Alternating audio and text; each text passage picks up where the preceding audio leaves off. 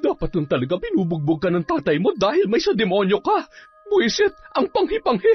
Kakaligo ko lang eh. Kapag nakita kitang lumabas, sasabunutan talaga kitang maldita ka. Chismis pa more. Wala kayong alam sa pinagdadaanan ko, pero kung makahusga kayo, akala niyo may alam kayo sa klase ng buhay na meron ako? Kung alam niyo lang, mga buisit. Huwag na huwag kang kagawa ng kahit anong ingay kung ayaw mong laslasin ko yung leeg mo. Tatay, maawa po kayo. Tama na. Sige, patayin niyo na lang ako. Patayin mo na ako para mawala na rin ang batang nasa sinapupunan ko. Ang batang bunga ng kademonyahan niyo. Taon 2006. Summer. Bandang 5:00 ng umaga, habang nag-aagaw ang liwanag at dilim, maagang bumangon si Lola Lita at nag-init ng tubig. Bago lumabas, binalikan niya pa si Lolo Ismael sa kanilang kwarto.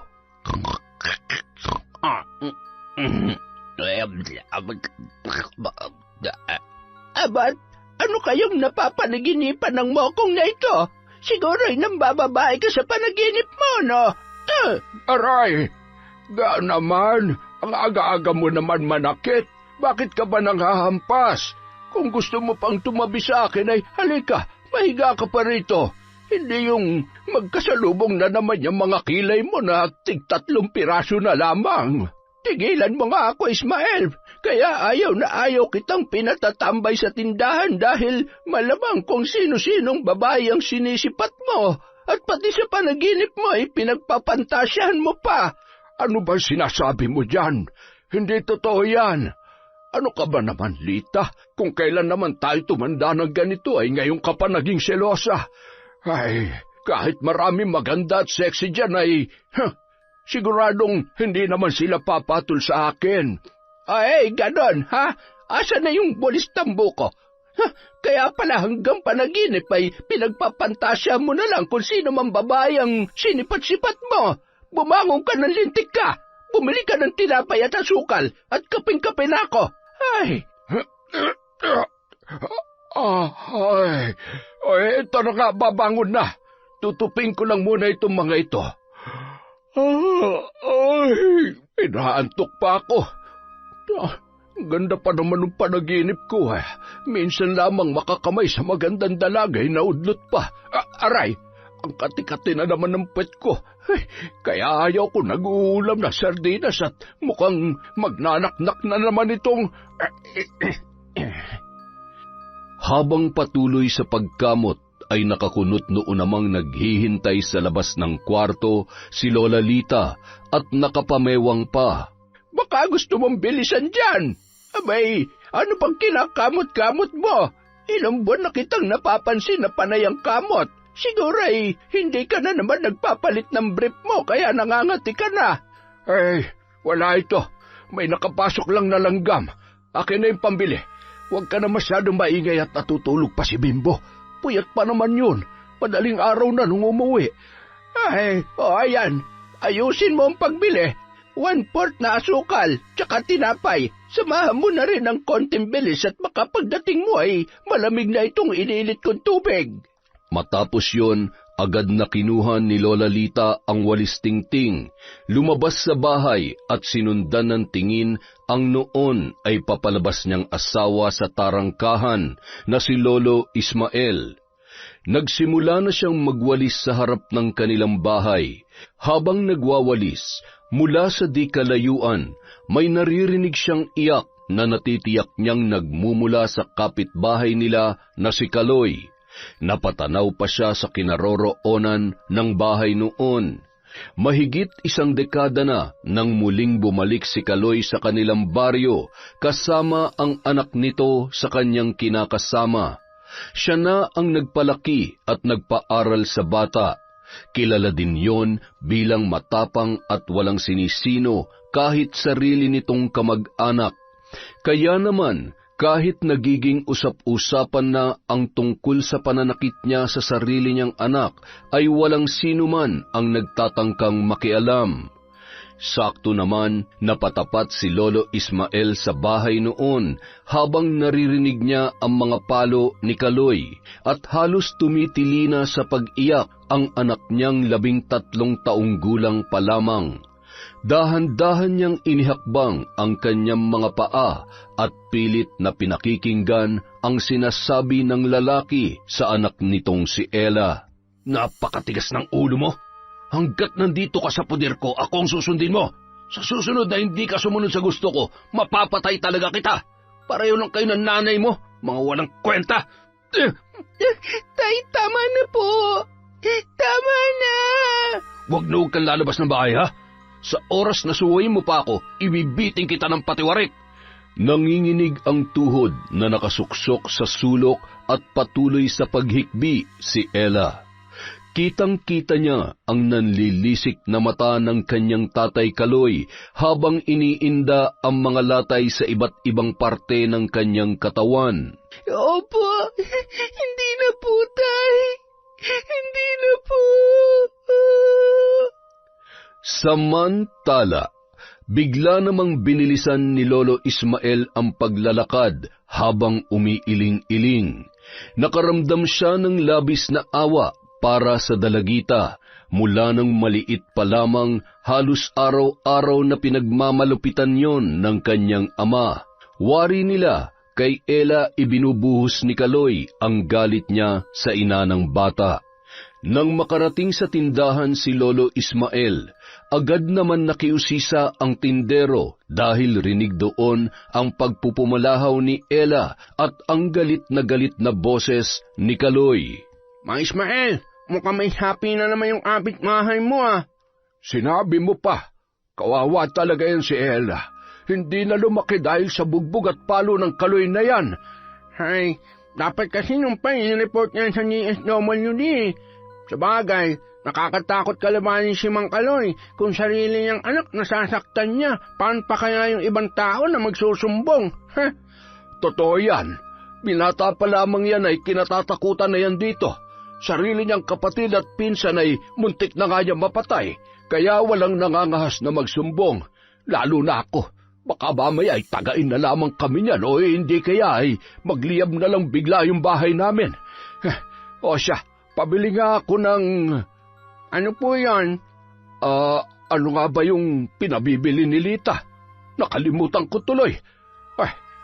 Siguro ay maglalaba yun. Isang bareta ng sabong panlaba at kape. Ano pa ba? Ay, okay na siguro yan. Babalik na lang ako kung may nakalimutan ako.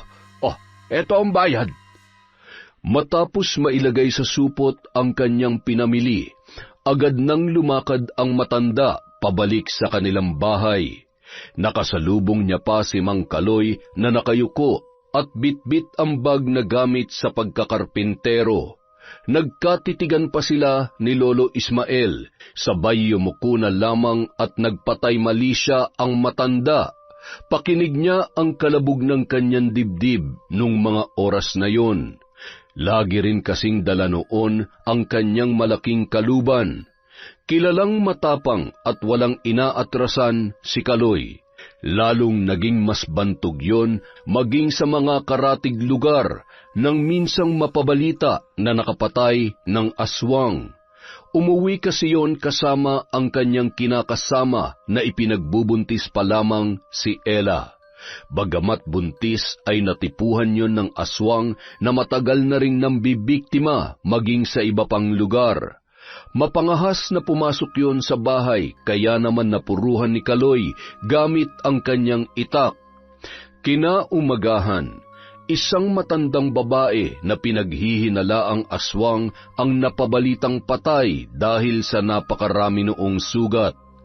Para masigurong hindi na sila mababalikan ng mga kalahi noon, ay agad din nilisan ni Kaloy ang baryo kasama ang kanyang kinakasama. Bumalik lamang yon nang tuluyan na siyang hiwalayan ng nanay ni Ella at nagpasyang doon na permanenteng manirahan kasama ang kanilang anak.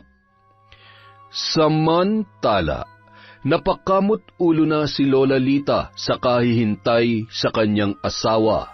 Nakapamewang yon at sumandal sa may tarangkahan, nakatanaw sa naglalakad na si Lolo Ismael at palingon-lingon sa bahay ni Mang Kaloy.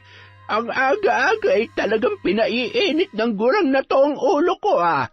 Hoy! Baka gusto mong bilisan ng paglalakad at malamig na yung tubig. Kahit kailan talaga, inuuna mo pa ang pagiging chismosa mo. Binilisan na lamang ni Lolo Ismael ang kanyang hakbang at pangising-ising lumapit sa kanyang asawa. Huwag ka na magalit dyan, baka tumanda yung itsura mo. Yan na yung pinabili mo. Bareta at kape, anong gagawin ko sa mga ito? Tatamis ba yung kape mo kapag nilagyan ko ng sabong panlaba, ha? Napakabobo mo talagang utusan. Aray ko, masakit.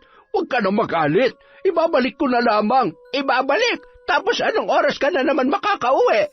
Yan ang problema sa iyo eh. Kapag napapakwento ka na, nawawala na sa isip mo ang bibilhin mo. Ulyanin ka na talaga. Ay naku, nang gigigil ako sa iyo. Napapakamot ulo namang bumangon si Bimbo para usisain kung bakit nag-iingay na naman ang kanyang Lola Lita. Lola, ano po ba't ang aga-agay? Napakaingay nyo naman. Ano pa nga ba? Itong lola mo kahit kailan ay hindi na tumama sa inutos ko. Tingnan mo ito, Apo. Ang sabi ko'y bumili ng tinapay at asukal. Ang binili ay bareta. Ay, mamumuti talaga at malalagas ang lahat ng buhok ko sa'yo. Nakakainis ka. Pasensya na. Nakalimutan ko nga. Ay, kayo talaga. Lola, wag na kayong magalit. Hindi po ba't nagbilin ako sa inyo kahapon na yung asukal at tinapay na binili ko ay iniligay ko muna sa may bigasan para hindi lang gamin? Ay, oo nga, ano. Nakalimutan ko rin. Buti naman at pinaalala mo. Ay siya, pasensya na kung naistorbo ang tulog mo. Maigi pa ay magkape na muna tayo at bumalik ka na lang sa pagtulog pagkatapos. Hindi na po ako makakatulog kapag nagkape na ako, Lola. At saka, lalong hindi po ako makakatulog kung maghapon yung aawayin si Lolo. Sige na, Apo. Matulog ka na ulit. Tatambay na lang muna ako sa tindahan pagkatapos magkape ng hindi na magbungangayan Lola mo. Ay, sus! Ako pa lumabas na masama. Ismael, hindi ako magiging ganito kaingay kung hindi ka pasaway. Mula noon hanggang ngayon di ka na nagbago. Ewan ko ba kung bakit ako nagtsatsaga pa sa'yo? Ga naman, huwag ka na kasi nagagalit. Sige ka, madadagdagan yung wrinkles mo at lalong humahaba yung uso mo. Tigilan mo ako. Ikaw na magtimpla ng kape nang matapos ko na itong winawalis ka. O na, ipahinga mo na rin yung bunganga mo. Yan likod mo pala. Ako na magwawalis dyan. Pumasok ka na sa loob. Aba, magkakasipon pa yata ako ah. Ay, ibang klase talaga tong lolo at lola ko. Ay, ang sakit tuloy ng ulo ko. Kung kailan naman nagka-girlfriend na ako sa panaginip, tsaka pa na-istorbong tulog ko. Pambira naman talaga oh. Nagtatrabaho sa isang karinderya sa bayan si Bimbo bilang kusinero. Yun kasi ang talentong ipinamana sa kanya ng kanyang yumaong ama at ina. May sariling restaurant ang mag-asawa, ngunit sa kasamaang palad, namatay yon dahil sa sunog kasama ng negosyong ipinundar nila sa Maynila. 15 taon pa lamang noon si Bimbo, ngunit hanggang sa kasalukuyan, hindi niya pa rin maiwasang malungkot kapag naaalala niya ang kanyang nanay at tatay. Sa kabilang banda, habang nagtatrabaho si Kaloy sa bahay na pinapaayos ng dalagang si Patricia, nakangiting pinagmamasdan siya noon. Napahanga ang babae sa magandang pagkakaayos ng kanyang kusina. Nagkakilala sila nang minsang pumasyal si Patricia sa bahay ng isa sa malapit na kaibigan ng kanyang ama. Si Mang Kaloy din kasi ang isa sa mga trabahante nang pinapagawa nila ang kanilang bahay. Maayos kasi yung magtrabaho, kaya kahit may kasungitan, maraming kumukuha sa kanya na karaniwan ay umaabot sa mga karatig baryo. Kung may kasamahan o katuwang sa pagtatrabaho, ay kalmadong ginagawa lamang niya ang nakatoka sa kanyang gawain at hindi gaanong nakikipagkwentuhan. Gusto niya kasing matapos agad ang kanyang ginagawa, lalo na't mag-isa lamang sa bahay si Ella. Nung maliit pa yon, kasama niya ang bata kapag siya ay nagtatrabaho. Nagdadala lamang siya ng bigas at duyan na tutulugan ng kanyang anak. Kapag wala namang trabaho, taniman ng gulay at nyugan ang kanyang pinagkakaabalahan. Kinuha ni Patricia ang isang pitsil ng tubig at baso sa kusina at tinawag si Mang Kaloy. Kaloy, uminom ka muna ng tubig. Kanina ka pa nagtatrabaho dyan, siguradong nauuhaw ka na. Agad namang lumapit si Kaloy sa babae. Salamat, Patricia. Grabe, ang init ngayon. Mas lalo tuloy sumasakit ang ulo ko. Bakit? May lagnat ka ba? Masama bang pakiramdam mo? Ay, wala. Masyado ko naman maalalahanin. Ay, sumasakit lang ang ulo ko sa dami ng iniisip, tapos dumagdag pa ang pasaway kong anak na saksakan ng tigas ng ulo. Yung anak mong si Ella? Bakit? Mukha naman siya mabait ah. Mukha lang anghel yon, pero habang tumatagal ay nagiging pasaway na at lakwatsera. Alam mo, nagsisisi nga ako na pinag-aral ko ang batang yun eh. Sa halip na maging masunurin, natuto pang sumagot-sagot sa akin. Baka naman nangangatwiran lang. Anak ko lang siya, at kung ano sabihin ko, dapat sinusunod niya. Akong bumubuhay sa kanya, no? Ako lahat mula nung layasan kami ng magaling niyang ina, kaya wala siya sa mundong to kung wala ako. Utang niyan lahat sa akin, kaya wala siyang karapatang suwayin ako. Alam mo, Kaloy, mahirap talaga kapag nagdadalaga na at walang ina. Ako nga, nung nawala sa akin ang nanay ko, halos hindi ko na alam kung paano itutuloy ang buhay ko eh. Kaya naiintindihan kong nararamdaman ng anak mo. Naghahanap lang siya ng kalinga ng isang ina. Siguradong naghahanap siya ng makakausap at mapagsasabihan. Kaya dapat nag-aasawa ka na lang ulit eh. At sino naman ang magkakagusto pa sa akin? May isa na akong anak, hindi rin ako mapera at... Kaloy, hindi naman rason yon. Alam mo, minsan, kailangan lang talasan natin ang pakiramdam natin at buksan natin na maayos ang mga mata natin para makita ang hinahanap natin. O kaya, baka yung taong para sa iyo ay nandyan lamang sa tabi-tabi. Napakaswerte nga ng babaeng mamahalin mo eh dahil marunong ka sa buhay, masipag, mabait, kaya ang totoo niyan, ang gaan-gaan ng loob ko sa'yo. Hinawakan ni Patricia ang muka ng lalaki. Halos hindi makapagsalita si Kaloy, lalo na nang marahang hagkanyon ni Patricia. Malay mo, kaya ka pala iniwan ng kasintahan mo noon dahil akong babaeng nakalaan para sa'yo. Matagal ko na ring hinintay na makatagpo ng katulad mo. At ngayon nandito ka na. Hindi na kita pakakawalan pa, Kaloy. Sa kabilang banda, palingon-lingon si Atoy bago lumusot sa tarangkahan ng bahay ni na Ella. Pagkatapos ay sumilip muna siya sa awang ng pinto at siniguro na wala doon si Mang Kaloy. Ella? Ella, nandyan ka ba? Naririnig mo ba ako? Nang marinig ni Ella ang boses ng kanyang kaibigan, agad siyang bumangon at dahan-dahan na naglakad papunta sa may pintuan. Atoy, anong ginagawa mo rito? Hindi ka rin pumasok? Recess naman, kaya tumakas muna ako. Doon ako dumaan sa may likod ng classroom natin. Nag-alala kasi ako sa iyo eh. Ano ba nangyari? Pinalo ka na naman ba ng tatay mo? Oo. Hindi naman nabago yon. Hindi ko alam kung kailan ulit ako makakapasok. Nagalit siya dahil ginabi ako ng uwi. Ayaw niya maniwala na gumawa lamang tayo ng project. Kaya ayun, mula kagabi hanggang kaninang umaga, pinalo-palo niya ako. Baka hindi na ako makapasok pa, Atoy. Huwag ka magkukwento sa mga kaklase natin, ha? Pati sa teacher natin. Nakakahiya. Baka pagtawanan nila ako. Huwag ka mag-alala. Wala naman akong ibang pagsasabihan.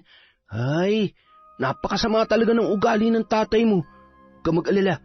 Kapag nakapagtapos na ako at gumanda ang buhay ko, itatakas kita dito at hindi na tayo magpapakita sa tatay mo. Hindi ka na niya masasaktan. Oh, ito nga pala, bumili ako ng suman. Sa'yo na lang yan, baka hindi ka pa kumakain. Inilusot yun ni Atoy sa maliit na awang para maibigay sa kanyang kaibigan na si Ella. Alis na ako ha, huwag ka mag-alala. Kung hindi ka pa makakapasok bukas, babalikan ulit kita. Huwag ka nang umiyak at sundin mo na lang muna ang tatay mo para hindi ka na niya masaktan. Kahit ano sabihin niya, huwag mo na lang sagutin, ha? Maawa ka dyan sa katawan mo. Puro ka na lang pasa at latay. Ay. O sige na, babay na, Ella. Kainin mo na agad yung suman at uminom ka na maraming tubig. Salamat, Atoy. Umalis ka na at baka mapagalitan ka pa ng teacher natin. Agad nang lumusot si Atoy sa bakod at tumakbo papunta sa kanilang eskwelahan. 2 babae naman noon ang napadaan at nakakita sa binatilyo. Ayun! Kaya naman pala nabubugbog ng ama dahil may taglay na kalandian. Siguro kung ano-anong milagrong ginagawa ng mga yan. Oo nga, kay babata pa ay masyado na mapupusok. Ay, sus Mariosep! Nakasilip naman sa may bintana si Ella habang kumakain ng suman at pinagmamasdan ang 2 babae. Bahagya niyang naririnig ang pagbubulong-bulungan ng mga yon. Mga tsismoso talaga. Wala na kayong ginawa kundi gumawa ng kwento at makialam sa buhay ng iba. Teka. Ngumisi ang dalagita at nag-isip ng paraan kung paano mapapalapit ang 2 babae na walang tigil pa rin sa pagkukwentuhan. Ang sakit! Tulong! Tulungan niyo po ako! Nagtinginan ang 2 babae at lumusot sa awang kung saan dumaan si Atoy at lumapit sa may bintana kung saan nagmumula ang boses ni Ella. Kinuha ng dalaginding ang arinola na ginagamit nila sa gabi dahil nasa labas ng bahay ang kanilang CR. Binuksan niya yon at tinitigan, sabay na pangiwi sa panghi ng laman noon. Habang tinatawag ng 2 babae ang kanyang pangalan at pilit na sinisilip siya sa bintana, ay ibinuhos niya ang ihi sa 2. Halos masuka at nagsisigaw ang mga yon sa labas habang nagpipigil naman ng tawa si Ella na nasa loob ng kanilang bahay. Dapat lang talagang pinubugbog ka ng tatay mo dahil may sa demonyo ka. Buisit ang panghi-panghi. Kakaligo ko lang eh. Ay, kapag nakita kitang lumabas, sasabunutan kitang maldita ka. Chismis pa more. Wala kayong alam sa pinagdadaanan ko, pero kayo patong kung husgahan ako, parang alam nyo kung anong klaseng buhay meron ako. Kung alam nyo lang, ay, mga biset. Makalipas ang ilang araw, napapansin ni Ella ang tila pagbabago ng kanyang ama. Pinayagan siya nung pumasok at binigyan pa siya ng baon.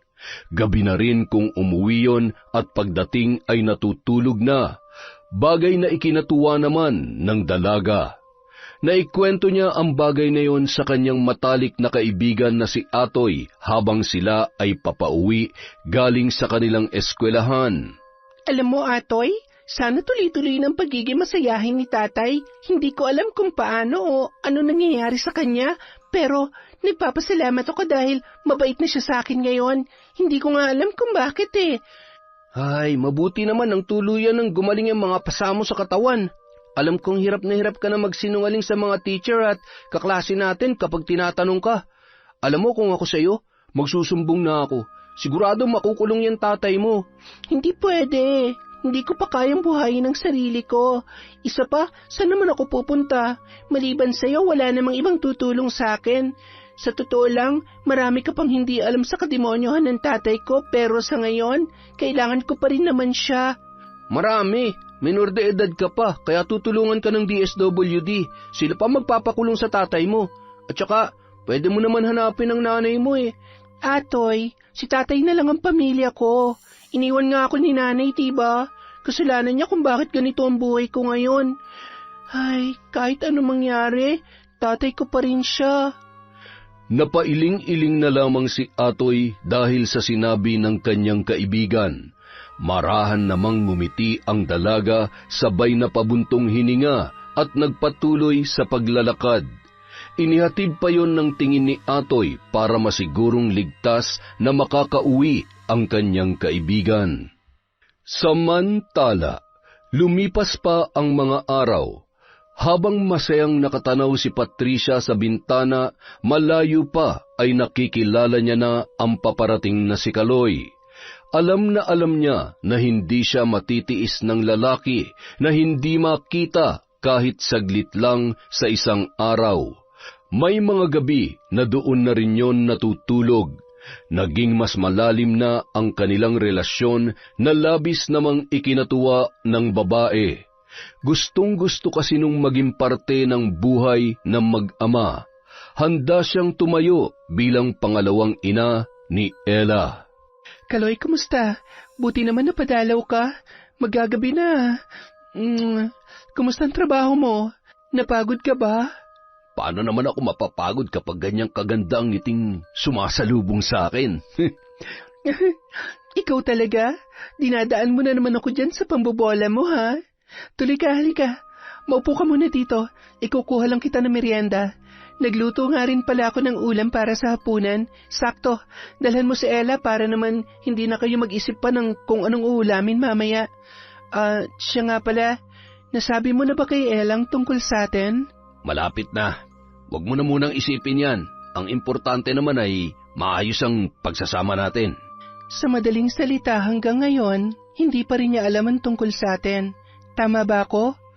Darating din tayo dyan. Tsaka siguradong nakakahalata na naman siya. Madalas gabing-gabi na akong umuwi. Tapos may pasalubong pa akong pagkain na padala mo. Yun na nga eh. Nakakahalata naman na pala eh. Bakit hindi mo pa rin masabi?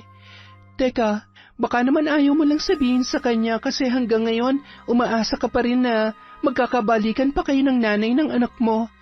Patricia naman, ayan ka na naman eh. Masyado mo namang pinapairal yung pagiging selosa mo. Ano bang gusto mong maramdaman ko? Pakiramdam ko, ikinakahiya mo ko eh. Tinatago mo ko kaya... Ay, huwag ka nang magalit. Sige, sasabihin ko na sa kanya at sa susunod na linggo, ipapakilala na kita sa kanya. Huwag ka nang magtampo. Alam mo namang, mahal na mahal kita eh. Ikaw naman kasi, kailangan pa talaga na magtampo ako, magalit ako para... Tama na. Sorry na. Mahigpit na lamang naniyakap at hinagkan ni Kaloy si Patricia. Matamis ng ngiti naman ang itinugon nito sa kanyang kasintahan. Mababakas sa mukha ng babae ang kakaibang saya na hindi niya maipaliwanag. Hindi na siya makapaghintay sa kanilang pagkikita ni Ella. Nang gabi ring yun, papauwi na si Kaloy nang mapadaan sa bahay ng isa sa mga kasamahan niya sa pagkakarpintero. Nagkakasiyahan ang mga yun kasama ang iba pa nilang katrabaho habang nag-iinuman. Isang 4 kantos at may pulutan na inihaw na isda. Niyaya siya at hindi tumanggi, kaya naman napaupo na rin yun at hindi niya namalayan na naparami na pala ang kanyang nainom. Bandang 11:00 na ng gabi nang siya ay magpaalam sa kanyang mga kainuman. Mga pre, pasensya na ha. Sa susunod na lang ulit. Walang kasama yung anak ko sa bahay at baka hindi pa nag-aapunan yun. Masyado ka naman nagmamadali, pare. Maaga pa. May isang bote pa tayo rito. Ay, kung sa bagay, mukhang sanay na sanay ka naman na minabadali mo ang lahat. Si Patricia nga, nakuha mo agad eh. Bigla na lamang nagpanting ang tenga noon at kinwelyuhan ang isa sa kanyang mga kainuman. Piliin mong tatarantaduhin mo ha. Hindi mo ako kilala. Sa susunod, kung ganyan pa rin kabastos ang bunganga mo, ni isa, wala sa ngipin mo matitira. Ultimo yung bulok na bagang mo. Kinuha ang kanyang bitbit at inayos ang kaluban ng kanyang itak. Dinuro-duro pa ang noon ay halos maihinang kainuman. Mainit ang ulo na umuwi at nagsasalita pa yon habang naglalakad. Nang makarating sa bahay, sa may tarangkahan pa lamang ay tinatawag na ang pangalan ng kanyang anak. Suot ni Ella ang bestidang pantulog, nanginginig ang tuhod at kamay na binuksan ang kanilang pinto. Tay, bakit ho kayo? Lasing po kayo? Hindi ako lasing. O yan, kumain ka. Kumain ka ng marami, ha? Ayos, Ang ganda ng suot mong damit, Buti naman para laging matutuwa si tatay. Akma sanang hahawakan noon ang braso ni Ella nang biglang umiwas ang dalaga. Abat, iniiwasan mo na ba ako? Nandidiri ka, ha? Nanlilisik ang mga mata at hinila papunta sa isang kwarto si Ella, sabay isinara ang pinto. Wala kang karapatang bastusin ako. Pag-aari kita at kahit anong gawin ko sa'yo, wala kang karapatang magreklamo. Malinaw naman sa'yo yan, hindi ba? Sagot! Opo, tay. Opo. Yan! Napakaganda mo, anak. Kaya mahal na mahal ka ni tatay, At sabi ko naman sa'yo, basta susundin mo lang lahat ng gusto ko, hindi ka masasaktan. Kaya pagbigyan mo na lang ang gusto ni tatay, ha? Mula 10 taon, nararanasan niya na ang bagay na yun. At sa ganoong pagkakataon ay tanging paghikbi lamang ang kaya niyang gawin upang maibsan ang sakit at galit na kanyang nararamdaman. Kapag nanlalaban siya, ay samot-saring palo, sampal at hampas ng sinturon ang kanyang natatamo. Ilang beses na rin siyang tinutukan ng patalim na tila ba sa paulit-ulit ay nasanay na lamang ang dalaga. Patuloy sa pagpatak ang luha ni Ella habang pinagmamasdan ang kanyang hubot-hubad na katawan na punong-puno ng latay at mga pasa. May bago at mga hindi pa tuluyang naghihilom. Pilit niyang pinipigilan ang kanyang boses habang nakabaluktot na yakap ang kanyang mga tuhod, samantalang ang kanyang ama ay humihilik at tulog na. Maraming pagkakataon na gusto niya na lamang subukang saksakin ang kanyang ama habang natutulog, ngunit hindi niya magawa. Darating ang araw na lahat ng to. Lahat ng kademonyohan mo ay pagbabayaran mo. Hindi sa lahat ng oras malakas ka. Kapag dumating ang araw na tumanda ka at magkasakit ka, kahit gumapang ka pa sa lupa, hindi kita tutulungan. Kinaumagahan. Pagkabangon ay agad na bumungad kay Kaloy ang mga pasa ng kanyang anak. Napailing-iling yon, sabay na pabuntong hininga. Hindi pwedeng makita ni Patricia ang mga pasa niya. Wala siyang pwedeng malaman tungkol sa nangyayari sa loob ng bahay na to. Gamutin mo yung mga pasa mo. Mula ngayon, huwag ka rin magsusuot ng maigsi para hindi makita mga yan. Huwag ka munang papasok, ha? Tumingin lamang sa kisame si Ella habang patuloy sa pagsasalita si Kaloy. May mga pagkakataon na ayaw niya na lamang tingnan ang muka ng kanyang ama. Lumabas ng kwarto at dali-daling naligo ang lalaki. Bago umalis, bumili muna yon ng ulam para sa kanyang anak.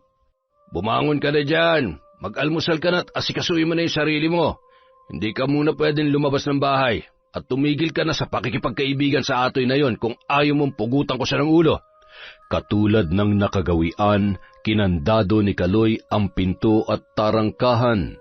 Walang ganang bumangon at tumungo si Ella sa lababo. Paulit-ulit yung naghilamos habang sa inaalala lahat ng pinagdaanan niya sa kanyang sariling ama. Hindi niya namalayan na napahagulhol na lamang siya at sinasakal na ang kanyang sarili hanggang sa nahirapan na yung huminga.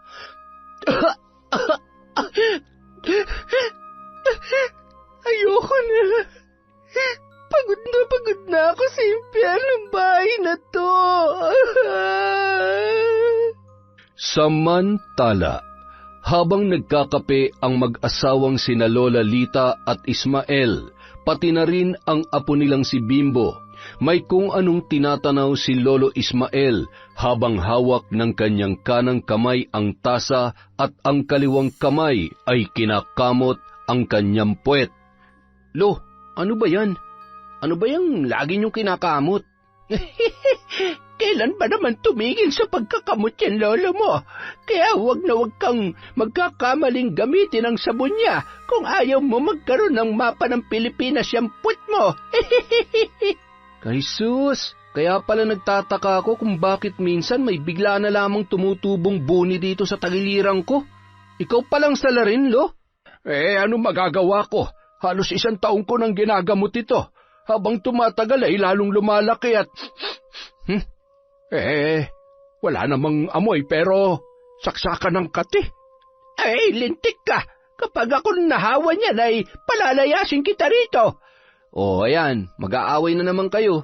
Hamot, bibilhan ko kayo ng mas mainam na gamot sa galis, sa pangangatilo.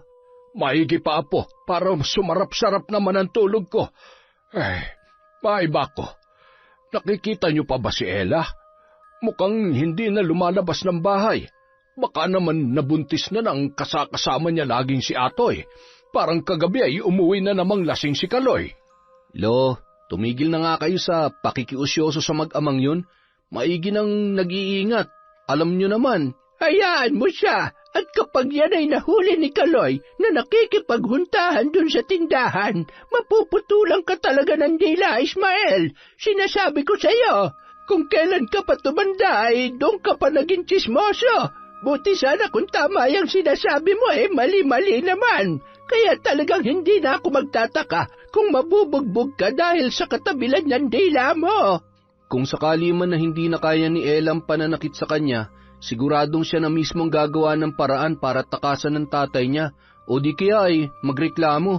May isip naman na siya.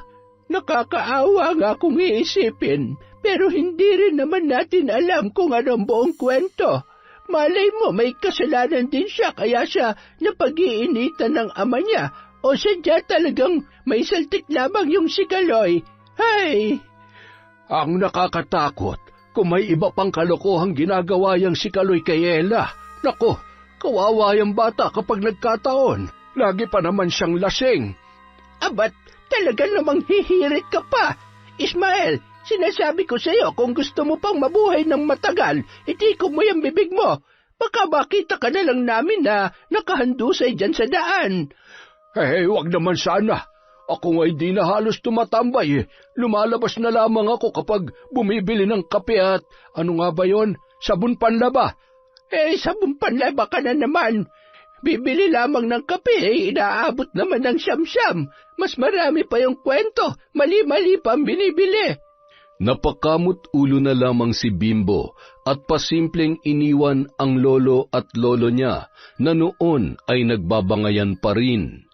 Maya-maya pa lumabas muli ang binata at ipinakita sa 2 matanda ang larawan ng mga patay na manok na pinasa sa kanya ng kanyang kaibigan sa Karatig Barangay. Grabe, napakarami naman. Imposible naman na kagagawan ng tao yan. Laman loob lang ang pinuntirya.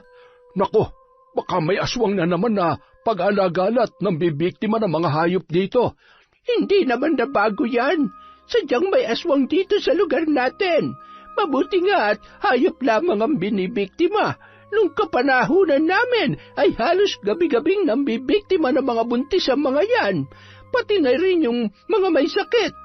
Nung ipinagbubuntis ko ang tatay mo noon, kung ano-anong pangontra ang ginagamit namin, may taboy lamang ang mga aswang na umaali-aligid hanggang sa may panganak ko siya.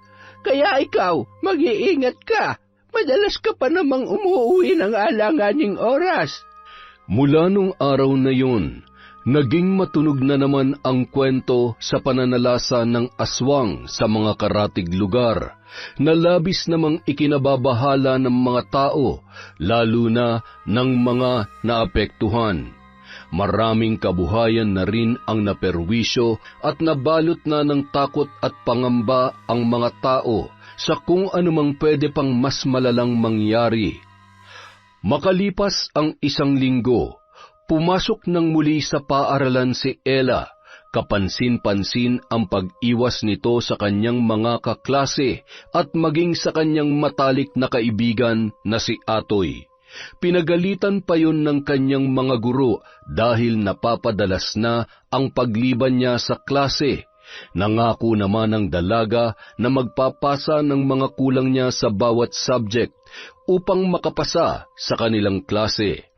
Ilang beses na ring tinanong yon ng kanyang mga guro, ngunit hindi naman nagsasabi ng totoo ang dalaga. Minsan na ring bumisita ang advisor nito sa kanilang bahay, ngunit lagi namang hindi maabutan si Mang Kaloy. Nang uwian na, bandang 3:00 ng hapon, nagmamadaling lumabas ng silid-aralan si Ella. Lakad-takbo namang sinundan siya ni Atoy. Ano bang problema nun? Ella! Ella! Hintayin mo ako! Bakit mo ba ako iniiwasan? Ano ba nangyayari? Pasensya ka na. Kailangan ko nang umuwi. Tsaka na lang tayo mag-usap. May kailangan lang akong asikasuhin. Hindi ako naniniwala sa'yo. Nararamdaman kong, Atoy, tama na. Nakikiusap ako, wag mo na lamang akong intindihin. Kaya ko naman ang sarili ko. Kaya mula ngayon, sarili mo na lang ang intindihin mo. Kalimutan mo na magkaibigan tayo dahil hindi ko naman na kailangan ng tulong mo. Yun ba talaga ang gusto mo? Sige, mula ngayon, hindi na ako makikialam sa'yo. Agad na lamang tumalikod si Ella at pinigilan ang pagpatak ng kanyang mga luha.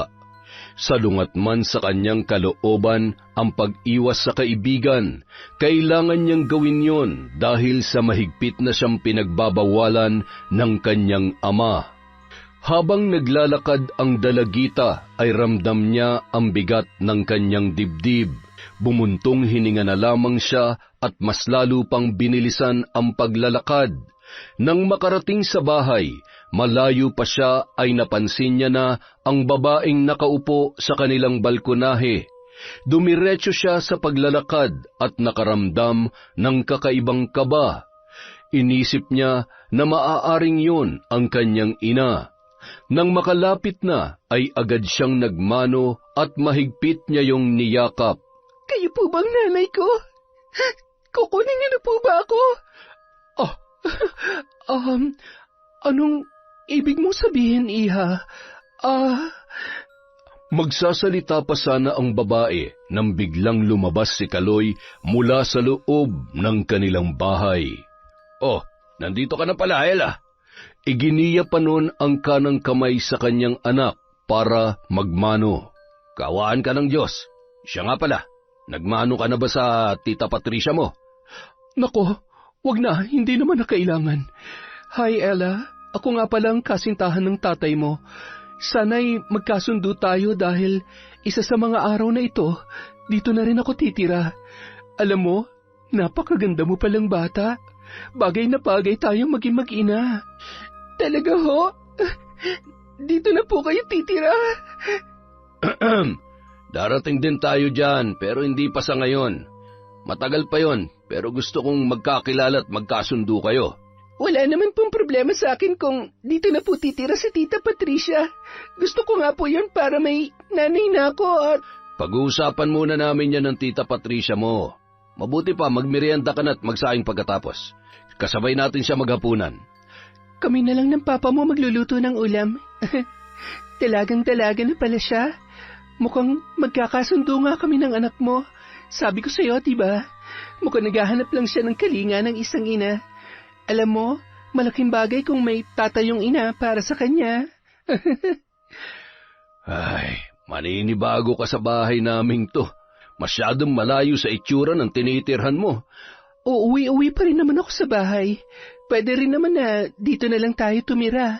Lumipat na lamang si Ella ng eskwelahan sa susunod na pasukan. Pansamantalay, dito muna tayo. Makalipas ang ilang linggo, sa patuloy na pangungumbinsi ni Patricia kay Kaloy, tuluyan nang ang pumayag yon na magsama na sila sa iisang bubong. Masayang-masaya naman si Ella Pakiramdam niya nagkaroon siya ng kalayaan mula sa pang-aabuso ng kanyang ama sa halos ilang araw pa lamang na paninirahan noon sa kanilang bahay. Isang araw, habang nasa trabaho si Kaloy at nag-aasikaso naman sa kusina si Patricia, napansin niya na hirap kumilos ang dalaga at nagsusuka. Habang nagbibihis si Ella ay biglang pumasok si Patricia sa kwarto ng dalaga. Kitang-kita niya ang mga lumang pasa sa katawan nito. Ella, ano nangyari sa mga yan? Wala po. Sadyang hindi lang po ako maingat kaya lagi akong nagkakapasa. Sandali lang po Buntis siya. Hindi ako maaari magkamali. Habang sumusuka sa lababo, marahang pinagmamasdan ni Patricia ang katawan ng dalaga at pinakikiramdaman yon. Kung masama ang pakiramdam mo, huwag mo na lamang pilitin ang sarili mong pumasok. Okay lang po ako, tita. Kaya ko naman po. Sigurado ka ba? Namumutla ka, kaya hindi na po kasi ako pwedeng lumiban sa klase. Dahil baka po kasi... Wala po. Sige po, tita. Aalis na po ako. Sige. Mag-iingat ka. Nang makaalis si Ella, sinundan pa rin yon ng tingin ni Patricia. Tumingin siya sa kawalan, sabay matamis na ngumiti at napailing-iling. Bandang 4:00 ng hapon, pagdating ni Ella galing sa paaralan, nagpaalam si Patricia na uuwi muna sa kanyang bahay dahil may importante siyang aasikasuhin. Tita, huwag na po kayong umuwi. Dito na lamang po kayo, o kaya naman po, isama niyo na lang po ako. Pero nandito naman ang tatay Kaloy mo. Siguradong pauwi na rin yon. Teka, may problema ba? Alam mo, ilang beses ko na rin napapansin na parang naiilang ka at takot ka sa tatay mo. Mayroon ka bang gustong sabihin sa akin? Bigla namang napahawak sa ulo at naduwal si Ella nung mga sandaling yon. Muntik na sanang matumba ang dalaga, ngunit agad naman siyang nasalo ng kanyang tita Patricia. Diyos ko namang bata ka, ano ba talaga nangyayari? Magsabi ka nga ng totoo, buntis ka ba? Hindi ko po alam pero mahigit 1 buwan na po akong hindi dinadatnan. Posibleng ang buntis ka. Kung sakali man, sino ang tatay ng batang yan? Meron ka bang boyfriend? Tita, si tatay po. Si tatay po ang may gawa nito sa akin. Tita, tulungan niyo po ako. Nakikiusap ako. Natatakot po ako. Baka kung ano pong gawin niya sa akin kapag nalaman niya na sinabi ko sa inyo ang totoo. Paulit-ulit po akong pinagsamantalahan ni tatay at sinasaktan. Ay, Diyos ko! Bakit hinayaan mo pang umabot sa ganito? Tana, huwag ka mag-alala. Gagawa ko ng paraan para matakasan mo ang kahayupan ng tatay mo.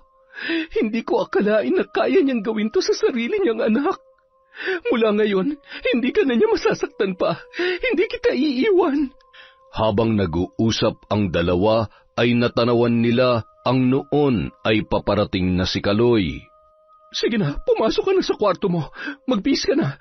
Magpahinga ka muna at sasabihin ko na lamang sa kanya na hindi pwedeng malaman ng tatay mo na nagdadalang tao ka. Ako nang bahala. Sige na. Nagmadaling pumasok sa kanyang kwarto si Ella at sinalubong naman ni Patricia si Mang Kaloy. Kumusta, mahal? Nandiyan na ba si Ella? Nasa kwarto niya. Medyo masama ang pakiramdam kaya pinagpahinga ko muna. Huwag mo na siyang alalahanin. Ako nang bahala sa anak mo. Baka napagod lang sa eskwela. Akala ko uuwi ka muna sa bahay mo ngayon. Gusto mo bang ihatid kita? Hindi na. Sa susunod na lang. Huwag mong alalahanin si Ella kung may importante kang dapat asikasuhin doon.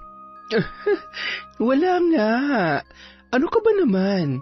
Wala nang mas importante pa sa'yo at kay Ella. Sige na, magpalit ka na ng damit. Inihanda ko na dun sa kwarto natin.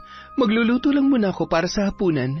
Napakaswerte ko naman talaga sa mahal ko, oo. Mas maswerte ako sa'yo. Ikaw na masipag at bukod tangi sa lahat ng lalaking nakilala ko. Matapos hagkan ay mahigpit niya pang niyakap si Kaloy at ngumisi yun. Mula noon hanggang ngayon, demonyo ka pa rin. Wala kang puso. Ngayon dapat lang napagbayarin na kita sa kasalanan mo. Panahon na para putulin ang sungay mo nang hindi mo namamalayan. Masayang-masaya naman si Kaloy nung mga oras na yun. Sa unang pagkakataon, naramdaman niyang sapat siya at totoong mahal siya ng isang babae. Ngunit lingid sa kanyang kaalaman na si Patricia ang nag-iisang anak ng matandang babaeng aswang na kanyang pinatay. Karaniwang aswang na may kakayahang mag-anyong hayop katulad ng aso at pusa. Si Ella naman hindi na lumabas nung gabing yon sa kanyang kwarto. Dinalhan na lamang siya ng pagkain ni Patricia. Pagsapit ng hating gabi, habang nakahiga si Patricia ay pasimple niyang sinisilip mula sa kanilang bintana ang maliwanag na buwan. Sabay nilingon si Kaloy na noon ay nababatid niyang gising na gising pa rin. Ano kaya nangyayari kay Ella? Namimiss ko na siya. Hindi ko maintindihan ang sarili ko. Bakit kahit anong gawin ko katawan pa rin niya ang hinahanap-hanap ko? Ay. Niyakap siya ni Patricia, sabay nagkunwaring tulog na tulog. Maya-maya, inalis niya ang kamay ng babae nang mapansin niyang humihilik na yun. Pumunta yun sa kusina at kinuha ang kutsilyo, sabay inilagay sa kanyang tagiliran. Dahan-dahan niyang binuksan ang pinto ng kwarto ni Ella. Dahan-dahan niyang hinila ang kumot dahilan para magising at muntikan ng mapatili ang dalaga. Ngunit agad namang tinakpan ng kamay ni Kaloy ang kanyang bibig at tinutukan ng kutsilyo sa kanyang leeg. Huwag kang gagawa ng kahit na anong ingay kung ayaw mong laslasin ko yung leeg mo. Tay, maawa po kayo. Tama na. Sige, patayin niyo na lang ako. Patayin mo na ako para mawala na rin ang batang nasa sinapupunan ko. Ang batang bunga ng kademonyohan ninyo. Anong ibig mo sabihin? Buntis ka? Oo. Kaya mas gugustuhin ko pa mamatay na lang kesa mabuhay sa kahihiyan. Ano pang hinihintay nyo? Patayin nyo na lang ako. Nanginginig sa galit at nanlilisik ang mga mata. Gulong-gulo ang isipan nung mga sandaling yun. Sa ayaw at sa gusto mo, bubuhayin mo ang batang yan. Hindi mo pwedeng sabihin kahit kanino kung sino ang totoong tatay niyan. Aalis tayo sa lugar na ito at magsisimulang muli sa lugar kung saan wala ni isang nakakakilala sa atin. Nakasilip sa awang ng pinto, kitang-kita at rinig na rinig ni Patricia ang mga sinabi ni Kaloy. Dahilan para hindi na magdalawang isip pa ang babae na magpalit anyo. Maya-maya lamang bigla niyang sinunggaban si Kaloy sa tagiliran. Napasigaw si Ella at nanlaki ang mga mata. Hindi yun makagalaw sa kanyang posisyon habang nakikitang nakikipagbuno ang kanyang ama sa isang napakalaking aso. Hindi isang aswang na katulad mo makakapatay sa akin. Kung noon nagawa ko ng patayin ang isa sa mga kalahi mo, ngayon kaya rin kitang patayin. Tinamaan man yon ni Kaloy ay lalo lamang yung nagwala sa galit. Kinagat siya sa tiyan at hinila papalabas ang mga laman loob. Nilingon ng aswang ang dalaga na noon ay nanginginig pa rin sa takot. Nakanganga at patuloy sa pag-agos ang mga luha. Huwag! Maawa ka! Huwag mo akong papatayin! Agad na lumabas ng pinto ang halimaw at muling nanumbalik sa normal niyang anyo. Ilang sandali lamang, naghilom din agad ang sugat noon matapos niyang lawayan. Inayos ang kanyang sarili at pakunwari hinahanap si Kaloy. Ilang sandali lamang narinig ni Ella ang boses ng kanyang tiya Patricia mula sa kabilang kwarto. Kaloy? Kaloy! Nasaan ka ba? Oh, bakit bukas ang kwarto? Ah, Diyos ko! Ano nangyari dito? Ella, ano nangyari? Mahigpit na niyakap noon ang patuloy na humihikbing si Ella. Shh! Huwag ka nang umiyak. Patawarin mo ako. Hindi ko alam. Masyadong mahimbing ang tulog ko at pagising ko napansin kong wala sa tabi kong tatay mo kaya kinabahan ako at naisipan kong puntahan ka dito. Ano nangyari? Tita, may aswang. Malaking aso at nakakatakot siya. Hindi ko po alam kung bakit parang galit na galit siya kay tatay. Pero paano kung balikan niya ako? Paano kung akong gusto niyang biktimahin dahil sa batang nasa sinapupunan ko? Huminahon ka. Ang mahalaga sa ngayon ay ligtas ka. Baka kailangan lang mangyari to dahil sobra-sobra ng ginagawa niya sa'yo. Kailangan nating humingi ng tulong sa mga kapitbahay. Sandali lang ha. Dito ka lang muna. Lumabas ng bahay at nagsisigaw si Patricia para humingi ng saklolo. Tulong! Tulungan niyo kami! Sakto namang nagpapahangin sa labas ng bahay si Lolo Ismael. Hindi yun makatulog sa labis na pangangati ng kanyang puwet. Napatakbo yun papunta sa bahay ni Mang Kaloy, sabay na palunuklaway nang makita ang nakasuot pantulog na si Patricia na noon ay animoy takot na takot. Manong, tulungan niyo po kami! Tulungan niyo po si Kaloy! Sinugod po kami ng aswang! Wala na ho siya! Ay, Sus Mariosep, sandali lamang at gigisingin ko yung apo ko. Papupuntahin ko siya sa barangay para makahingi ng saklolo. Lakad takbo yung umuwi at binulabog sa pagkakatulog sina Bimbo at Lola Lita. Bilisan mo, Bimbo, pumunta ka sa barangay hall. Siguradong naroon ang mga tanod o kung sino mang mahihingan mo ng tulong. May aswang raw na sumugod sa bahay ni Kaloy. Wala na raw si Kaloy. Yun ang sabi nung kinakasama niya. Ay nako, nakakaawa naman. Totoo yan, Loha. Baka naman nananaginip lang kayo. Huwag kang gagawa ng kwento, Ismael. Anong oras na hindi ka pa natutulog kaya nasisiraan ka na yata ng...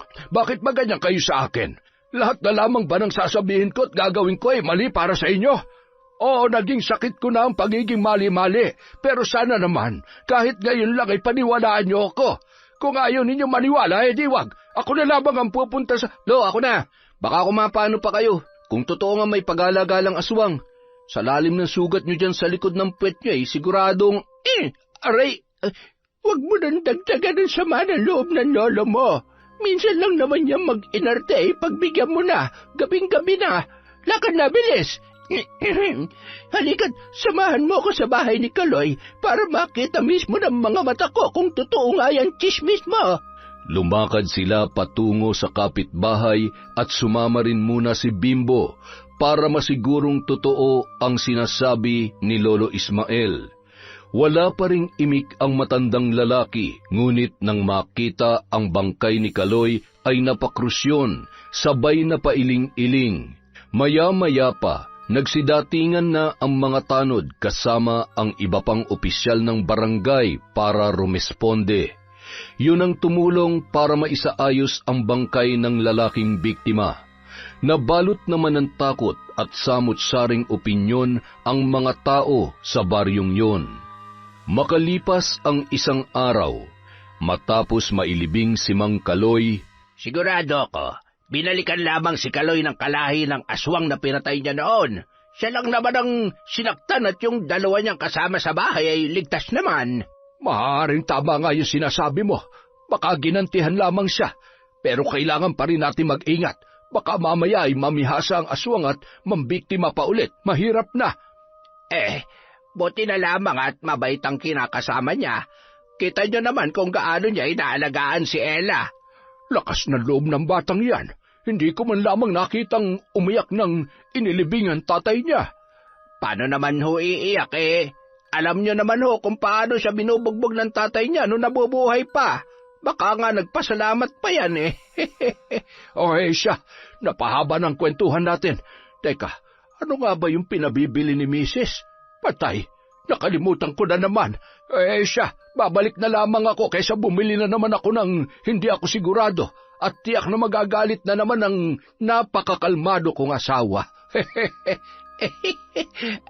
Nako, Mang Ismael, sa araw-araw na ginawa ng Diyos, pagchichismis lang naman talaga ang hindi niya nakakalimutan.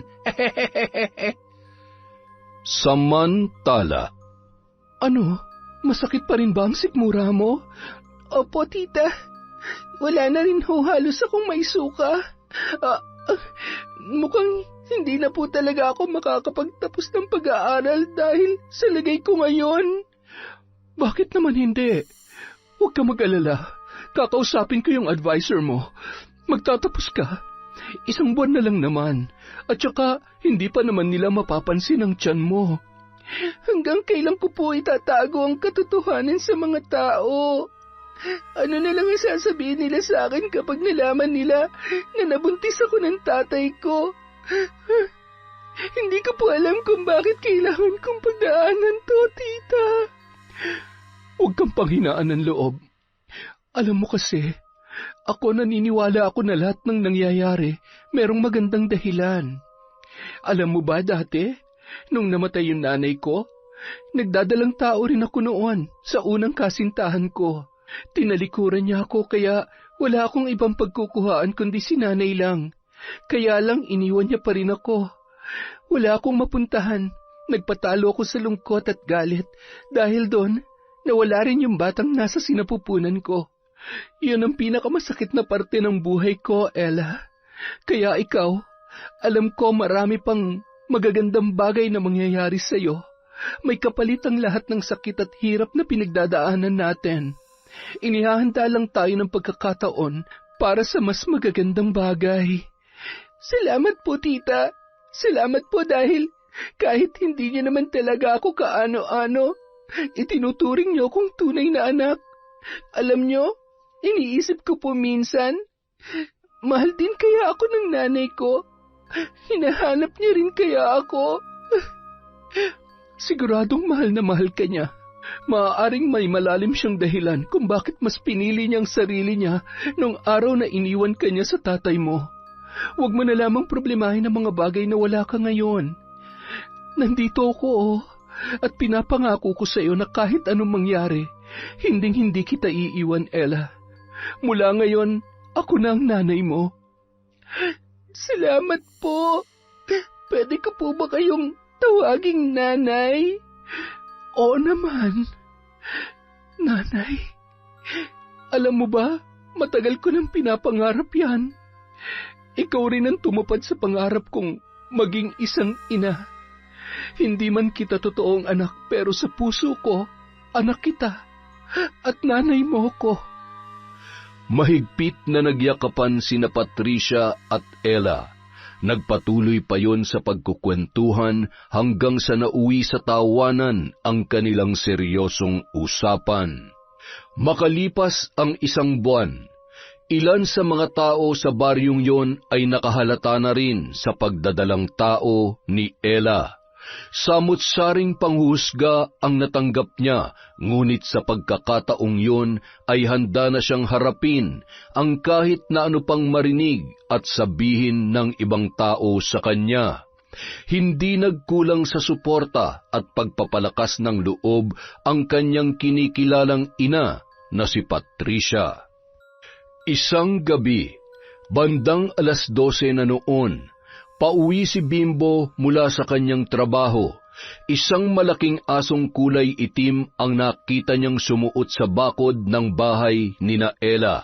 Sinundan niya yon ng tingin at laking gulat niya nang makita ang pagpapalit anyo noon bilang isang normal na tao.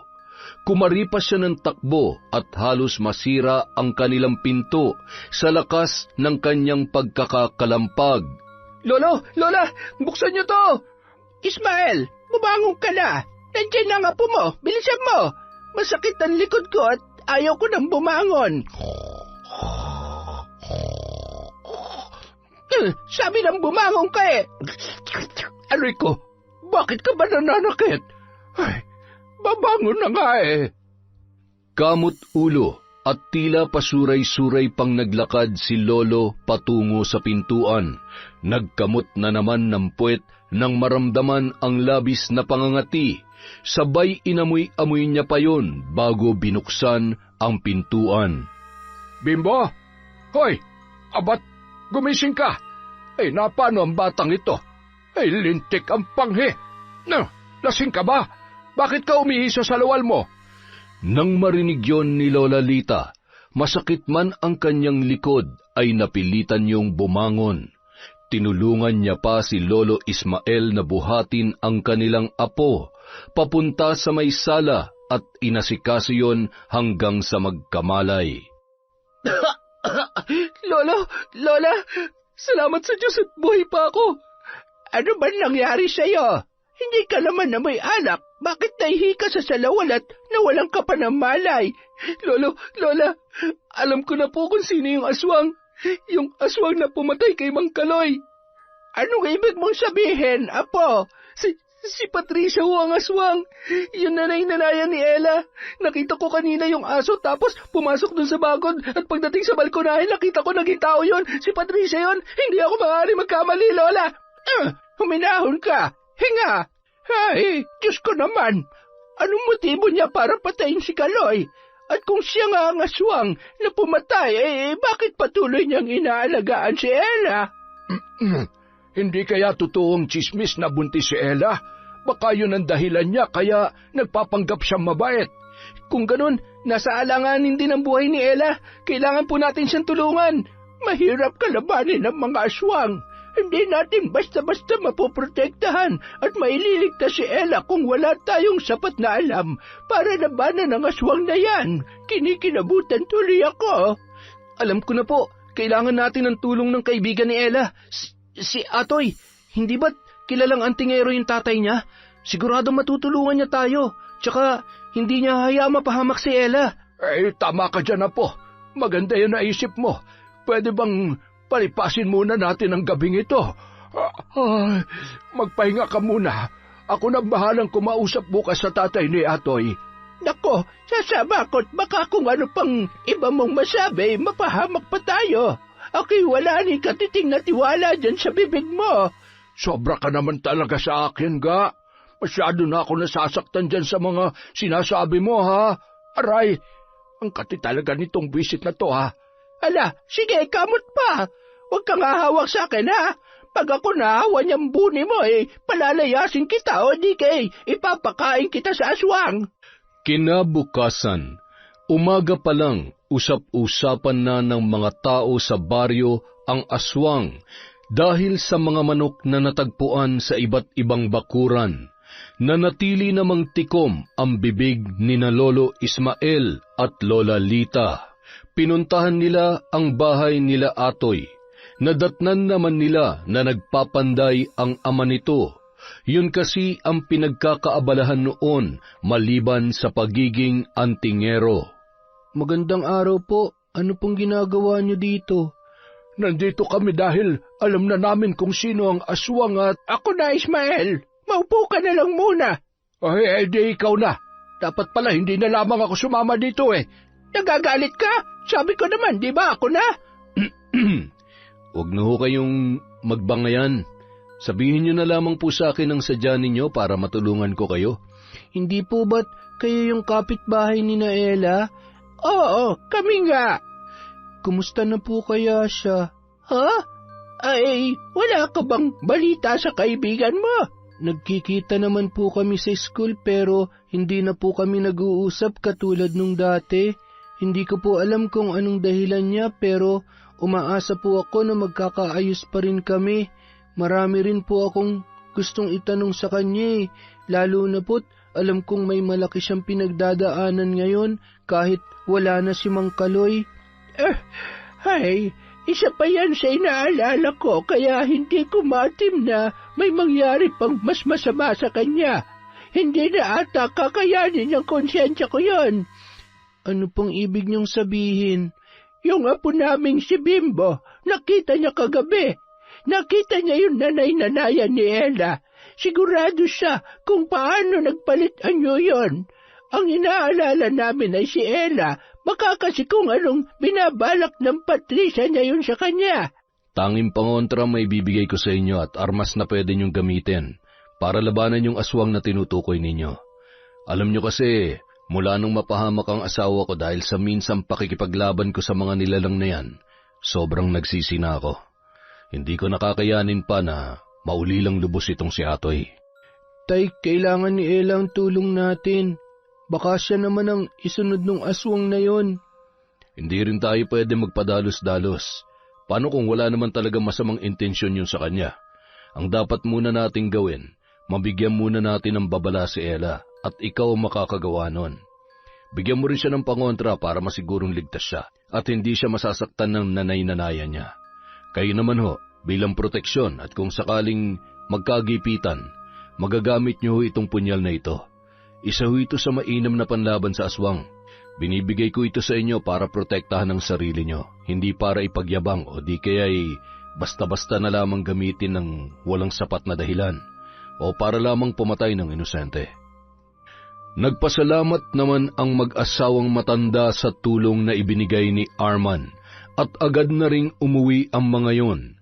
Hindi naman mapakali si Atoy, kaya naman naglakas loob siyang puntahan si Ella. Sakto naman, wala doon si Patricia dahil namili yon sa bayan. Atoy, anong ginagawa mo dito? Alam kong ayaw mo na akong makausap pero kahit ngayon lang, makinig ka sa akin. Kalimutan na natin ang mga nangyari noon. Pasensya na. Kailangan ko lang talagang gawin yon dahil ayaw ko may gawin sa'yo masama si tatay. Alam kong alam mo na kung anong ginawa niya sa akin, maliban sa alam mong sinasaktan niya ako. Alam ko naman ang lahat. Hindi ko lang maintindihan kung bakit inilihim mo sa akin ang bagay na yon. Sana sa kahit ano pang paraan na itakas kita sa kanya at hindi na kailangang umabot sa punto na nabuntis niya ako. Atoy, wala ka namang magagawa eh. Nangyari na ang mga nangyari. Ngayon, alam mo na ang lahat. Alam ko na pinandidirihan mo rin ako katulad ng ibang tao rito sa baryo natin. Katulad ng mga kaklase natin na tinitingnan ako mula ulo hanggang paa na punong-puno ng panghusga. Ganyan ba talaga ang tingin mo sa akin? Oo, umiwas ako sa'yo. Kasi yun ang gusto mo pero hindi ibig sabihin na nagbago ako. Magkaibigan pa rin tayo at kahit anong mangyari, hindi ko kaya may mangyaring masama sa'yo. Kaya makinig ka sa akin. Kailangan mo mag-ingat dahil ang totoo, yung nanay-nanayan mo, posibleng siyang pumatay sa tatay mo. Aswangan nanay-nanayan mo, Patricia. Hindi totoo yan. Sinungaling ka. Nagsasabi ako ng totoo. May nakakita sa kanya. At ikaw mismo makakapagpatunay kung totoo o hindi ang sinasabi ko sa iyo.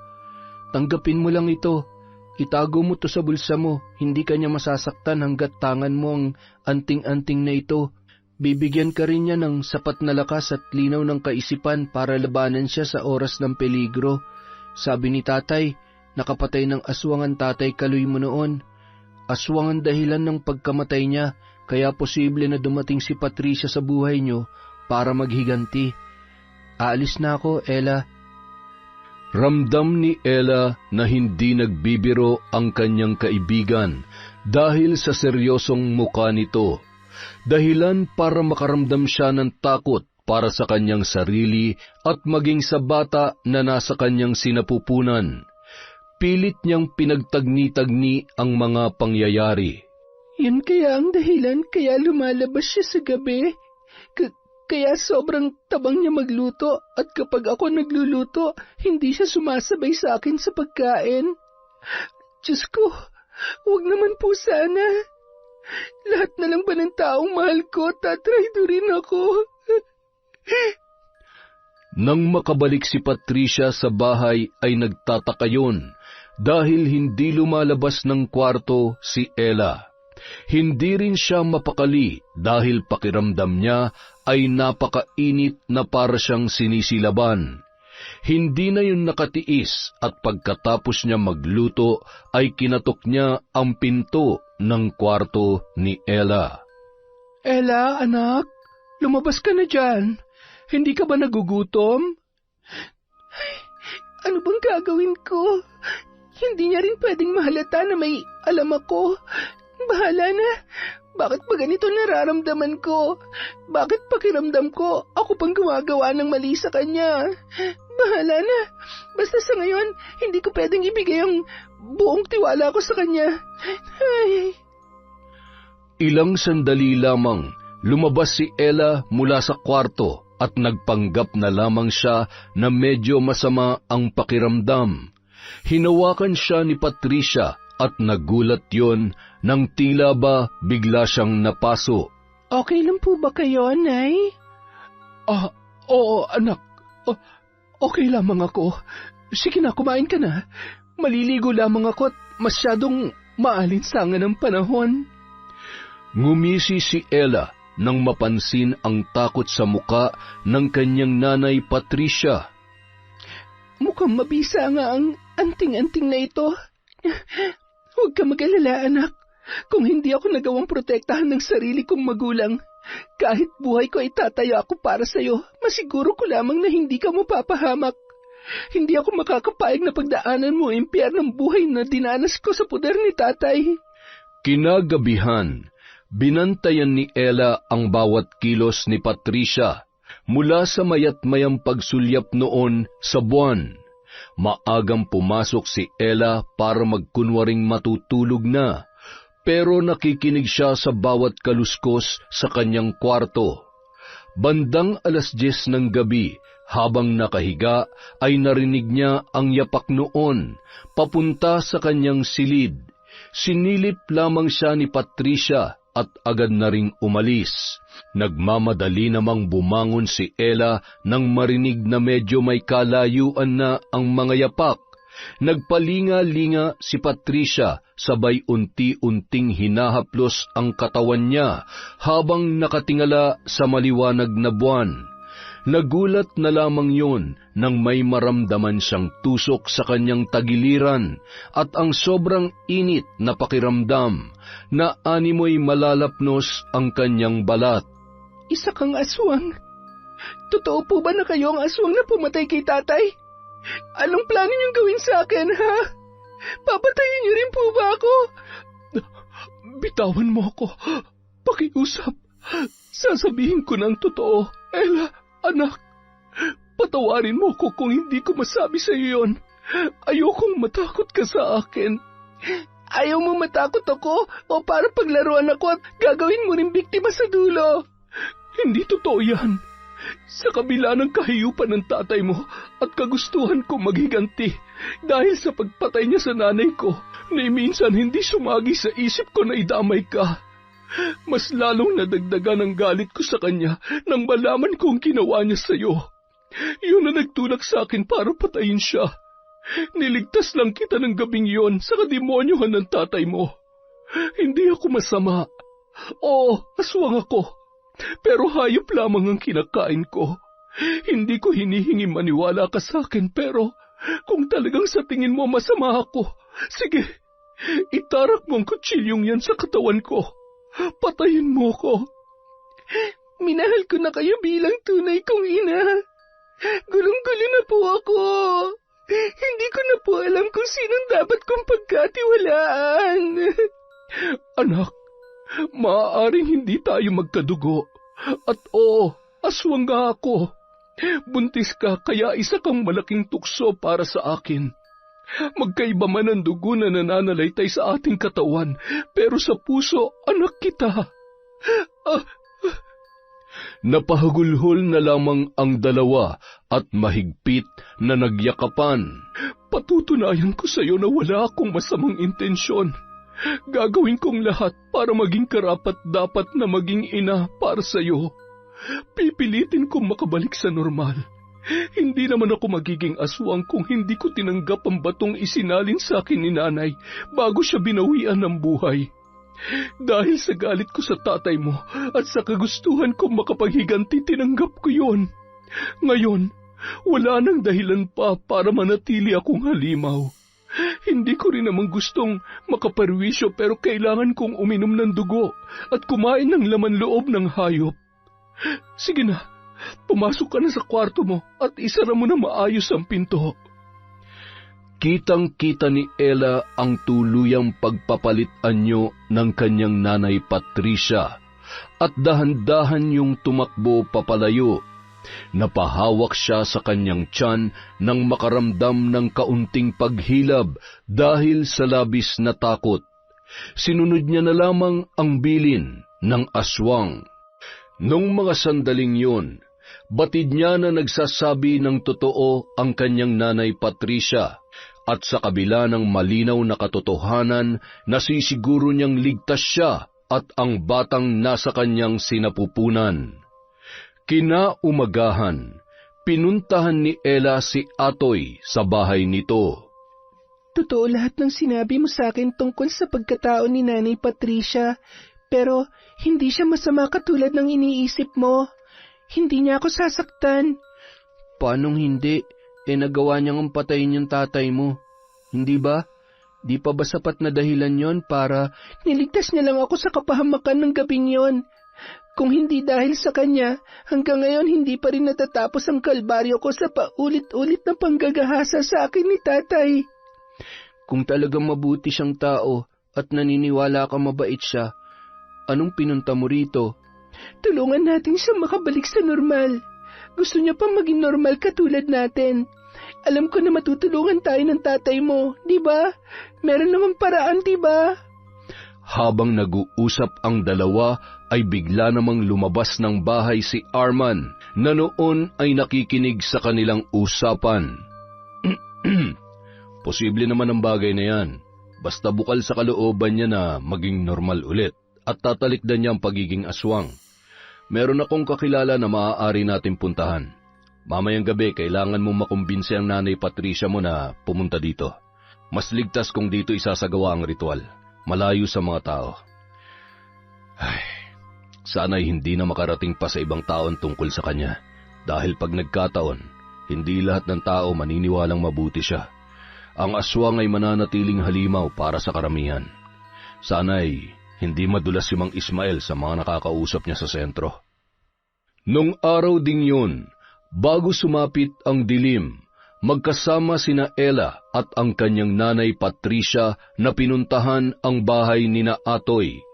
Nadatnan nila doon ang isang albularyo na magiging katuwang ni Arman sa pagsasagawa ng ritual. Ilang sandali pa, matagumpay nilang naibalik sa normal si Patricia, ngunit kailangang manatili yun doon sa loob ng 3 araw dahil sa labis na panghihina ng kanyang katawan. Samantala, kinabukasan, hindi makabangon si Mang Ismael dahil sa inaapoy siya ng lagnat. Halos 2 araw nang hindi nakakatayo at inaatake ng hika ang matandang lalaki. Bimbo, tingnan mo nga ang lagay ng lola mo sa kwarto. Isang araw lang na hindi ko pinayagan na lumabas at tumambay ay nilalagnat na. Sakit niya na talaga yata yan. Kapag hindi makapagchismis ay sumasama ang pakiramdam. Agad namang pumasok sa kwarto si Bimbo at kinumusta ang kanyang lolo. Lolo, kaya pa ba?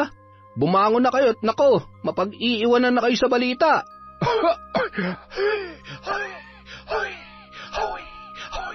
Ano balita? Silip-silipin mo si Ella, baka mamaya ay... Huwag niyo na munang alalahanin si Ella. Hindi naman yung pababayaan ni Atoy at ni Mang Arman. Basta kahit anong mangyari, wala kayong pagsasabihan ng kung anumang nalaman natin, ha? Ang totoo, wala na tayong dapat ikatakot dahil hawak na ni Mang Arman si Patricia. Nabawi na nila yun mula sa pagiging aswang. Aba, salamat naman sa Diyos. Makakatulog na ulit tayo na mahimbing sa gabi. Agad namang dumugtong ang matandang babae sa sinabi ng kanyang apo at ngumiti yun. Napapahanga ako ng Patricia na yan, ha? Hindi lahat ay kayang magpakamagulang. Tingnan mo, siya pa pala itong totoong magmamahal at magmamalasakit kay Ella.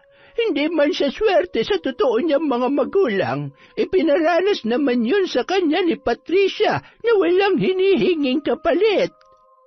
Makalipas ang ilang taon, nakatira na si Ella at ang anak nito sa bahay ni Patricia. Mas malaki at mas maaliwalas yun. Nag-aaral na rin noon ang dalaga sa kolehiyo sa tulong ng kanyang nanay Patricia. Naku, napakabait naman talaga ng apo ko. Gabi na. Nasaan na kaya ang nanay mo? Ay naku, mukha yatang uulan pa. Kinarga niya ang bata at tumungo sila sa may balkonahe.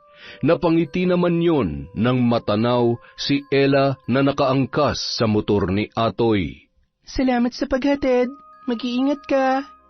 Huwag masyadong mabilis ang pagpapatakbo. Tandaan mo, isa lang ang buhay mo.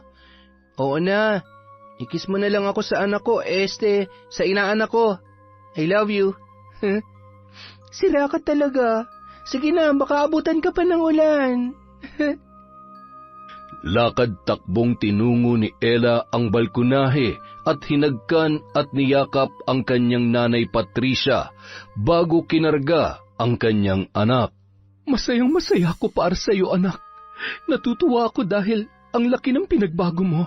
At saka, buti naman at nanumbalik na ang pagkakaibigan niyo ni Atoy. Siya naman po talaga ang naging sandalan ko. Wala naman pong nagbago kahit nung iniiwasan ko siya. Kailangan ko lang po talagang gawin yon. Alam mo, sa tingin ko, mahal ka niya. Nakikita ko yon kung paano kanya alagaan. Kung sakali man, wala naman pong problema. Mahal ko rin naman po siya pero hindi pa po ito ang tamang panahon. Gusto ko munang ayusin ang buhay ko para sa sarili ko at sa baby natin.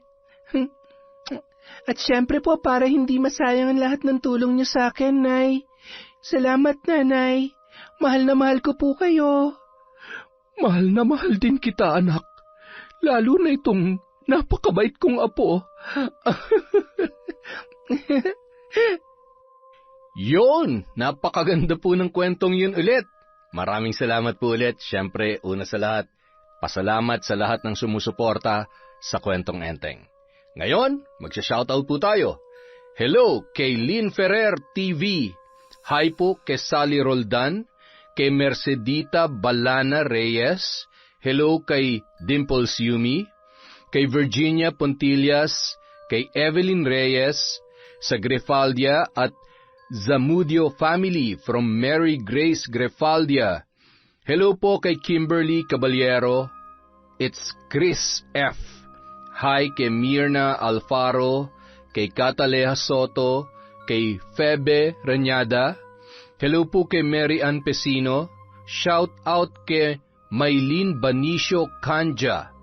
Hi kay Ryan Alba, kay Loretta Bobes at kay Elidia Bobes. Hello po kay Jessica Rojas. Hi kay Mariam Duca sa Galedo family from Rai. Hello kay I Love Traveled, kay Mea Espiritu. Hi kay Ana Hapina, kay Cola Lona sa Perez family from Kim Seca. Hello po kay Ma'am Irma Umali, kay Jasmine Castillo. Shout out kay Betty Velasco, kay Lydia Arnisto, kay Chrisjel Mamado. Hello po kay Nel Jane Suarez, kay Leilani Pimentel. Hi kay Susana Liobrera. Hello kay Isay Diaz, kay Mary Ann Yao. Hello po kay Mercy Dulce. Shout out po kay Margie Banosong, kay Josie Aniban, kay Federico Ganagana, kay Teresita Vergara. Hello po kay Connie Cacalda, kay Ami Arianda, Rowena Dayaw, Ray Buendia at Lucy Buendia. Hello po kay Ronald Bangkilan or Bangilan. Hello kay Janet Cisneros. Shout out kay Lenny De La Cruz, kay Lexi Centeno. Hello rin po kay Renzil John Lorzano. Shout out kay Resel Galope, kay Michelle Andalis, kay Edgardo Fontanilla. Hello po kay Belen Malbas. Shout out kay Kimpoy Feliciano. Rowena Ancheta. Hi kay Manny Maniego, kay Myla Dumalag. Hello po kay Alma Naong, kay Analie Valiega, kay MGS 14. Hello po kay Mel Santarisa, kay May Megs, kay Hondra Delin. Shout out kay Grace Somodio, kay Evangeline Garbin, kay Mary Ann Rivera Padilla from Larry Gumangan. Shout out po kay Abigail Dayaw, kay Seneria Lucero, kay Erlinda Sangco, kay Larcy Siriban. Shout out kay Josephine De Los Trinos, kay Don Guarino, kay Milba Oflas, kay Hiroshi. Hello po kay Cheryl Rebecca, kay Marilyn Nava, kay Carlita Nocerale, kay Mary Worth Artista, kay Minerva Caranog. Shout out kay Luis Mechdas Vlogs, kay Reyna Glenn Panayas from Glenda, Panayas. Hello po kay Nida Moreno. Shout out kay Princess Kayla Martinez, kay Jessie Chancha, kay Chester Jumawan, kay Jasmine Ali, Jocelyn Granada, Reka Jukoy, kay Mr. Ray, kay Michelle, kay Hannah Maylin Sesgundo, kay Alfreda Alano. Hello po kay Roslyn Labajo, kay Connie, Angelina Ignacio, Ronalyn Rodriguez, kay Kat Burglar Cutie, Nieves family from Monica Nieves, kay Jelian, kay Ramil Fariolin. Hello rin po kay Merlinda Balidoy, kay Ate Aya, kay Cesan de la Cruz. Hi kay Fe Pamatong, kay Tita Serrano, kay Dins Rodriguez. Hello po kay Ledeline Saligan, kay Pamela Allen. Shout out din po kay Eloisa Formento. Hi kay Del, kay Jeneline Jacobe, kay Noemi Garcia Pabunan, kay Celia Tolentino. Hello po kay Angel Rose Cinco, kay Vanessa Musico, kay Chen Villar. Shout out kay Gemma Aquino, kay Lucille De Lima. Hello kay Dennis Lamonde, kay Sean Samuel Sebastian from Chonchamcheb. Hello po kay Aya Abogado. Hi kay Eldaps, kay Raquel Hasegawa, kay Gemma D. Shout out kay Angelina at Edelmira from Elizabeth Dungka. Hi po kay Cristal Albania, sa Camo family from Joaquin Camo, kay Nest from Japan, kay Agripina Balza. Hello po kay Lani Gervasio. Hello rin po kay Marenila Cervantes. Shout out kay Perlita Estalane, kay Judith Peñaflor, at kay Joel Marasigan. Maraming salamat po ulit sa walang sawang pagsuporta sa Kwentong Enteng. Kung nasan man po kayo, mag-iingat kayo palagi, alagaan po natin ang mga sarili natin. Thank you po ulit sa inyong lahat.